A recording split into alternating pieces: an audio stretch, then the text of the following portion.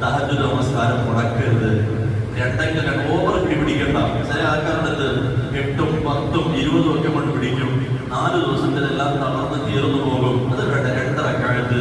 എന്തുകൊണ്ട് നബി സല്ലല്ലാഹു അലൈഹി വസല്ലം പറഞ്ഞതല്ലേ, നിങ്ങൾ എന്ത് ചെയ്യും? ജനങ്ങൾ ഉറങ്ങി കിടക്കുമ്പോ നിങ്ങൾ അല്ലാഹുവിന്റെ മുമ്പിൽ ഒന്ന് ഹയാത്താക്ക്, 2 റക്അത്ത് നമസ്കരിച്ച് കഴിഞ്ഞിട്ട് നമ്മൾ ടാർഗറ്റ് പറയണം അല്ലാഹുവിനോട്, ഇന്നെന്താ വേണ്ടത്. പിന്നെ നമുക്ക് വേണ്ടത് എന്താ? ഉടമസ്ഥനെ നമ്മുടെ യജമാനാണ്. ആ യജമാനോട് അടിമ കൈ തുറന്ന് പറയുക, ചോദിക്കുക, കൈ നീട്ടുക.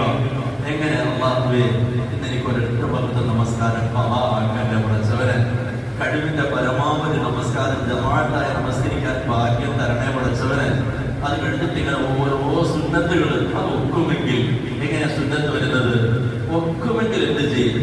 തഹജ്ജുദ് കഴിഞ്ഞു, സുബ്ഹിക്ക് മുമ്പ് 2 റക്അത്ത് സുന്നത്ത്. അത് കുറഞ്ഞ